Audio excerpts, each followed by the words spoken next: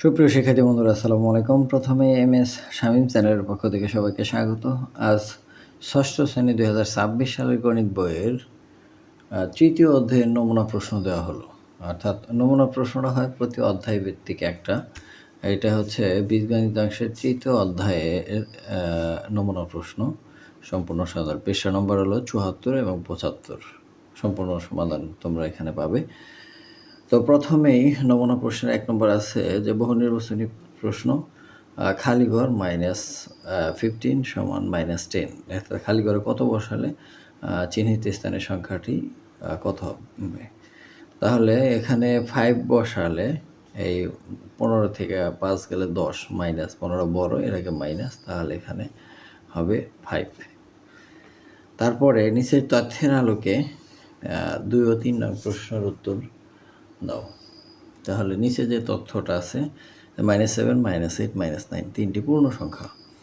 প্রথম সংখ্যার সাথে দ্বিতীয় সংখ্যার যোগাত্মক বিপরীত সংখ্যা যোগ করো। প্রথম সংখ্যা কত? -7, -8, -9। তাহলে প্রথম সংখ্যার সাথে দ্বিতীয় সংখ্যা, তাহলে প্রথম সংখ্যা হচ্ছে -7, 2 নম্বরে -7, তার সাথে দ্বিতীয় সংখ্যার যোগাত্মক বিপরীত আছে মাইনাস প্লাস, অর্থাৎ +8 এইটা হবে। তো এটারে ক্যালকুলেশন করলে -7 +8 প্লাসে প্লাসে প্লাস, এখানে হয় 1, 7 8-তে 7 গেলে 1 হয় এটার অ্যান্সার। তাহলে 2 নম্বরের অ্যান্সারটা হবে 1। তারপর 3 নম্বর আছে যে প্রথম ও তৃতীয় সংখ্যার যোগাত্মক বিপরীত সংখ্যার যোগফলের সাথে প্রথম ও তৃতীয় সংখ্যার যোগাত্মক বিপরীত সংখ্যার যোগফলের সাথে, তাহলে প্রথম আর তৃতীয় সংখ্যাটা -7 -8 মানে হচ্ছে যোগাত্মক বিপরীত মানে হচ্ছে 7 + 9। 3 নম্বরে 7 + 9 বিপরীত সংখ্যার যোগফলের সাথে দ্বিতীয় সংখ্যা যোগ করলে দ্বিতীয় সংখ্যার -8, অর্থাৎ যোগ -8, এটা হচ্ছে শর্ত অনুসারে। তাহলে 7 আর 9 কত? 16 -8 সমান হচ্ছে 8। এইটা একটা ধনাত্মক সংখ্যা। এখানে উত্তরগুলো দিচ্ছে যে যোগফল এ হলে যোগফলটা এ, অর্থাৎ এই এ সমান হচ্ছে 8। এখন এটা 15 চেয়ে ছোট, -15 চেয়ে ছোট, তাহলে এটা ঠিক না।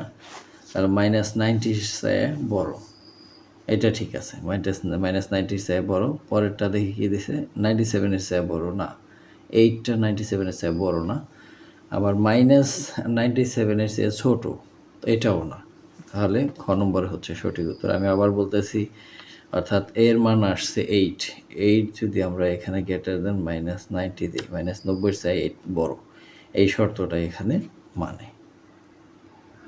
এবার 4 নম্বরে a সমান 45 -11, b সমান 57 + -4 হলে কোনটি সঠিক? অর্থাৎ 3টা দেওয়া আছে, কোনটি সঠিক এটা বের করতে হবে। তো আমরা যদি প্রথমটা মান বের করি, এটা মাইনাস প্লাস, এটা মান হয় 56, এই মাইনাস প্লাস করলে হয় 56, এর মান 56, এটা ঠিক আছে। আবার বি হচ্ছে 57 +-4, অর্থাৎ -4, অর্থাৎ 57 থেকে 4 গেলে থাকে 53, বি = 53, এখানে মাইনাস দিছে, এটা ঠিক নয়। আর হচ্ছে a - b, এখন 56 থেকে 53 বিয়োগ করলে 3 হয়, 56 - 53 সমান হচ্ছে 3, তাহলে এটা ঠিক আছে, তাহলে এইটাও ঠিক। তো এখানে উত্তর হচ্ছে 1 আর 3, 1 আর 3 খ নম্বরে সঠিক উত্তর। তারপরে যে প্রশ্নটা আছে সেই প্রশ্নটা হচ্ছে 5 নম্বর। একটা সংখ্যা রেখা দিছে এবং সংখ্যা রেখা দেয়া এখানে 3টা প্রশ্ন করা হয়েছে, কোনটি সঠিক এগুলা বের করতে হবে। চিত্রের চিহ্নিত অংশে আছে 0 থেকে বড় যে সংখ্যাগুলো সবগুলা 0 সহ আর কি। তো অঋণাত্মক পূর্ণ সংখ্যা, এখন আমাদের জানতে হবে অঋণাত্মক সংখ্যাটা কি। অঋণাত্মক সংখ্যাটা হচ্ছে 0 সহ সকল ধনাত্মক সংখ্যা, অর্থাৎ 0, 1, 2, 3, 4, এগুলা 5, এগুলা সবই অঋণাত্মক সংখ্যা। তাহলে এটা ঠিক আছে। অঋণাত্মক সংখ্যার সংখ্যা আমি আবার বলতেছি যে 0 সহ সকল ধনাত্মক সংখ্যাই হচ্ছে অঋণাত্মক পূর্ণ সংখ্যা। আর সকল মৌলিক সংখ্যা মানে হচ্ছে এই 2, 3, 5 এদিকে যত সংখ্যা আছে, যেহেতু 1 থেকে শুরু, 0 থেকে, তাহলে এখানে সব ধরনের মৌলিক সংখ্যা এখানে আছে, এটাও ঠিক। তারপর সকল জোড় সংখ্যা এবং জোড় সংখ্যা আছে 2, 4, 6 সব জোড় সংখ্যা আছে, তাহলে 3টা ঠিক। তাহলে 3টাই এখানে সঠিক, তাহলে 1, 2, 3 3টাই সঠিক। আশা করি শিক্ষার্থী বন্ধুরা ঠিক চিহ্নগুলো বুঝতে পারছো। এটা ভালো করে না বুঝলে কমেন্ট বক্সে জানাবে, আমি আবার সঠিক উত্তর দেওয়ার চেষ্টা করব। তো এখানে আছে একটা সৃজনশীল প্রশ্ন, এই সৃজনশীল প্রশ্নের উত্তরটা তোমাদের আমি খাতায় করে দেখাবো, আর নিচের যে সংক্ষিপ্ত প্রশ্ন আছে সেগুলোর উত্তর আমি তোমাদের খাতায় করে দেখাবো। তো প্রথমে সৃজনশীল প্রশ্নের ক নম্বর আছে, ধনাত্মক সংখ্যাগুলোকে মানের ঊর্ধ্বক্রম অনুসারে সাজাও। এখানে যে মানগুলো দেওয়া আছে 9, -4, -2, 0, 6, -5, তাহলে এগুলোকে ধনাত্মক সংখ্যাগুলোকে মানের ঊর্ধ্বক্রম অনুসারে সাজিয়ে পাই। তাহলে এই ক নম্বর, ধনাত্মক সংখ্যাগুলোকে মানের ঊর্ধ্বক্রম অনুসারে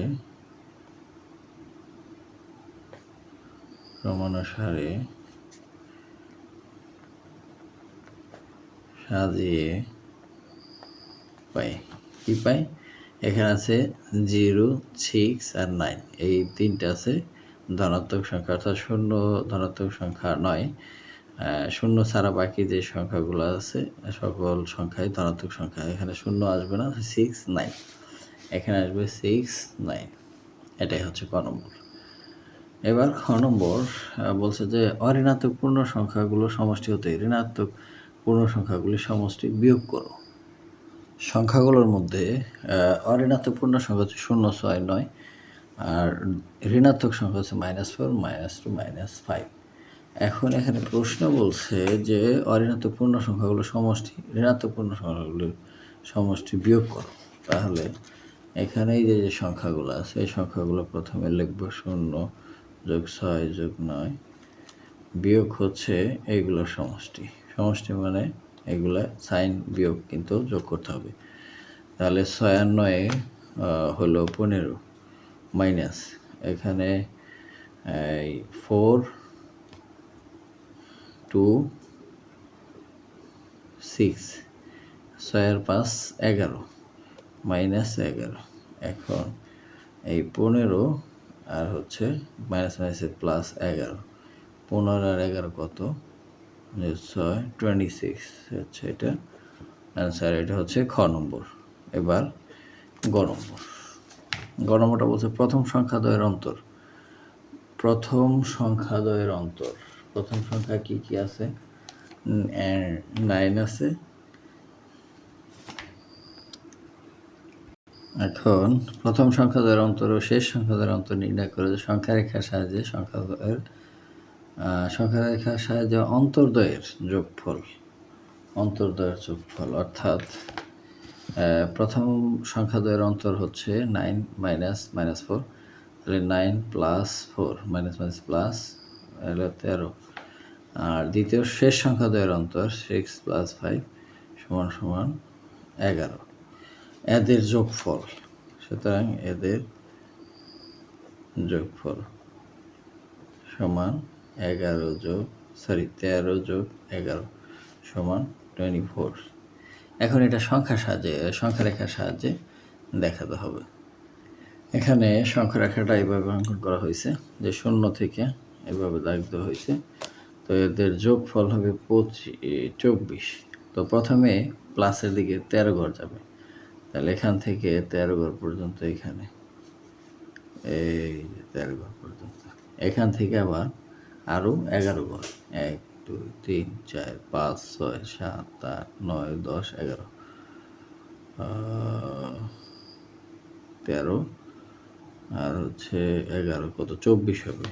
1, 2, 3, 4, 5, 6, 7, 8, 9, 10, 11, 12, 13, 1, 2, 3, 4, 5, 6, 7, 8, 9, 10, 11, 24 হবে এখানে। এই 24-এর ঘরে গেছে এখান থেকে এখানে, তাহলে এটা হচ্ছে +11, এটা হচ্ছে +13। টোটাল যে সংখ্যাটা আমরা পাইলাম এটা হচ্ছে 24। এখান থেকে এখান পর্যন্ত এই 24। এখন লেখাটা লিখতে হবে যে শূন্য বিন্দু থেকে বা ডান দিকে 13 ধাপ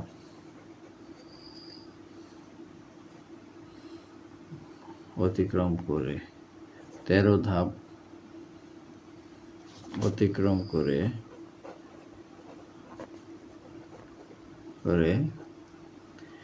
13 বিন্দুতে এবং সেখান থেকে আরো 11 ধাপ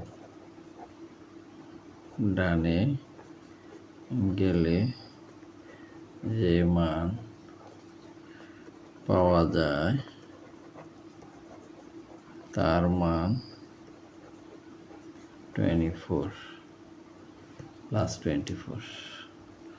এই হচ্ছে সৃজনশীল প্রশ্নের উত্তর। এবার সংক্ষিপ্ত প্রশ্ন উত্তর। সংখ্যা রেখার সাহায্যে -8 ও 5 এর যোগফল নির্ণয় করো। তাহলে সংখ্যা রেখার সাহায্যে আমাদের সংখ্যা রেখা অঙ্কন করে দেখাতে হবে। এখন অঙ্কটা ঠিক এরকম। 1 নম্বরে তো প্রথমে 8 ঘর বামে যেতে হবে। 1 2 3 4 5 6 7 8, এই 8 ঘর বামে যেতে হবে। এখান থেকে এখানে আসলাম। এখন তার সাথে +5, মানে 5 ঘর ডাইনে যেতে হবে এখান থেকে।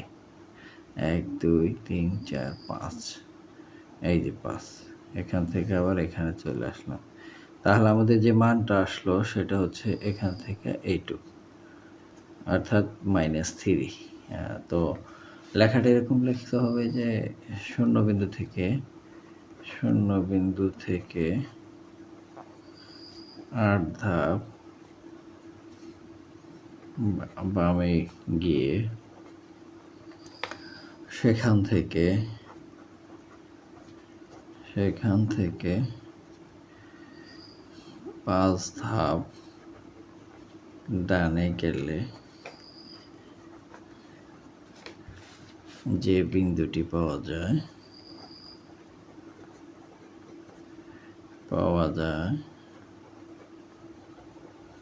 তার মান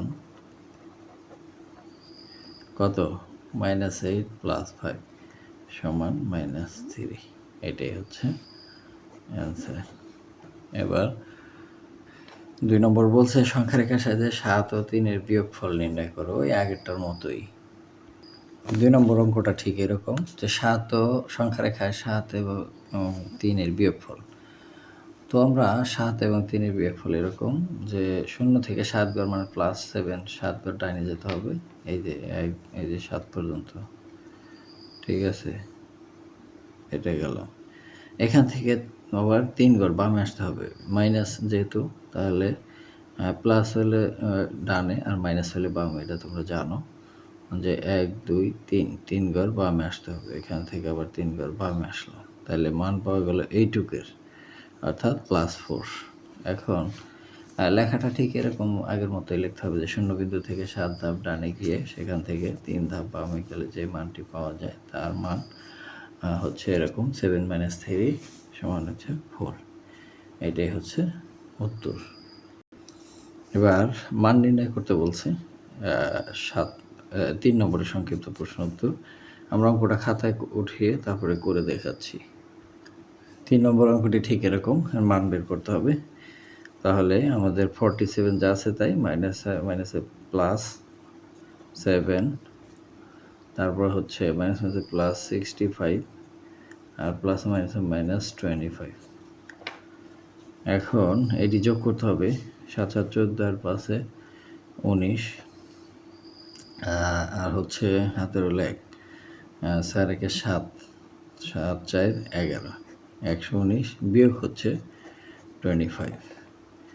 তো 119 থেকে 25 যদি বিয়োগ করি তাহলে 5 হাতে কত হলে 9 হবে, 4 হলে হাতের হলো কত 1 2 3 আছে, কত হলে 11 হবে?